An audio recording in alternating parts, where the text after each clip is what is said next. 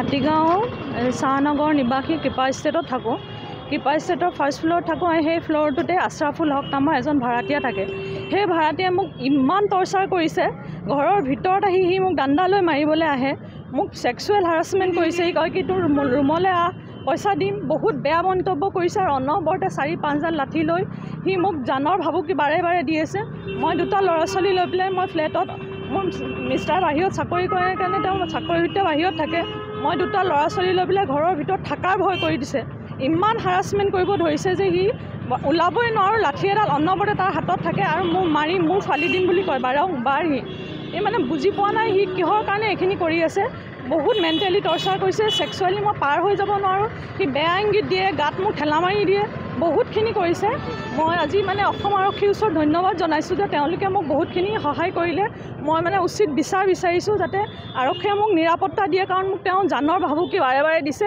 মোক ছ'চিয়েল মিডিয়াত সি বাৰম্বাৰ মোক সি লজ্জিত কৰিছে, বাৰম্বাৰ কৈছে যে ভায়েক আৰু সি যে মোক এনকাউণ্টাৰ কৰিব লাগে, মোৰ হাজবেণ্ডক এনকাউণ্টাৰ কৰিব লাগে।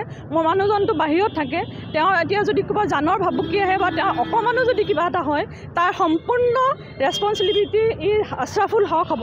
কাৰণ সি বাৰম্বাৰ কৈছে যে তোৰ মানুহটো এই ফ্লেটত সোমালে মই তাক বান্ধি লৈ মিডিয়াৰ আগত মাৰিম বুলি কৈছে। মিডিয়া আনি তাক মাৰি এডাল লাঠি ভাঙি গ'লে 4ডাল লাঠি উলিয়াম বুলি কৈছে তাক মই সি মৰি নোযোৱালৈকে ফ্লেটৰ পৰা তাক ওলাই যাব নিদিওঁ। তেতিয়াহ'লে সেই আছিগুটি নামে তেওঁক যদি আজি কিবা এটা হয়, তেতিয়াহ'লে তাৰ যিটো যিখিনি মানে তদন্ত হ'ব লাগে ইয়াৰ ওপৰত হ'ব লাগিব।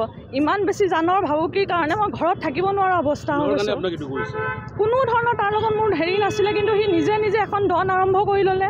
তাৰপিছতে সৰু সৰু কথাতে সি মানে খুব ডাঙৰ ভলিউমত সি ৰেডিঅ' টেপ বজায়, তথাপিও আমি মনে মনে থাকোঁ। তাৰপিছত বাহিৰলৈ ওলাই আহিলে কয় কি এইজনী মোৰ ৰুমত পঠিয়াই, এনেকৈ কয়। মই টৰ্চাৰ সহ্য কৰি কোনো কাৰণ মোৰ তাৰ লগত কোনো দন হাই কাজিয়া নাছিলে। সি কিহৰ কাৰণে কৰিছে সেইটো মই বুজি পোৱা নাই, তাক সুধিলে গম পোৱা যাব চাগে। কিন্তু সি ইমান টৰ্চাৰ ইমান অত্যাচাৰ কিয় কৰি আছে নাজানো।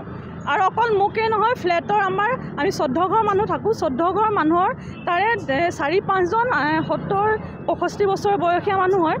তেওঁলোককো জানৰ ভাবুকি দিছে, কৈছে কি তহঁতি বুঢ়াকেইটা মৰিবলৈ হ'ল, বাহিৰত আহিলে তহঁতক মাৰিম। বহুত বাৰে বাৰে সি তেনেকুৱা ভাবুকি দিছে। গোটেই ফ্লেটত সি এটা মানে আতংকৰ সৃষ্টি কৰিছে। সৰু বাচ্চা তলত আহিব নোৱাৰে, সৰু বাচ্চাক আহিলে কয় কি তলত আহিবি খেলিবি, মূৰ ভাঙি দিম। তাৰমানে এটা ভাড়াতীয়া হয়, কিন্তু সি কিয় জানো ইমানখিনি অত্যাচাৰ কৰিছে বুজি পোৱা নাইকিয়া। আপুনি বিচৰা বাতৰি পাব কেৱল নিউজ 18 এপত। নিউজ 18 এপ ডাউনলোড কৰিবলৈ স্কেন কৰক এই QR কোড। গুগল প্লে ষ্টৰতো পাব এই নিউজ 18 এপ।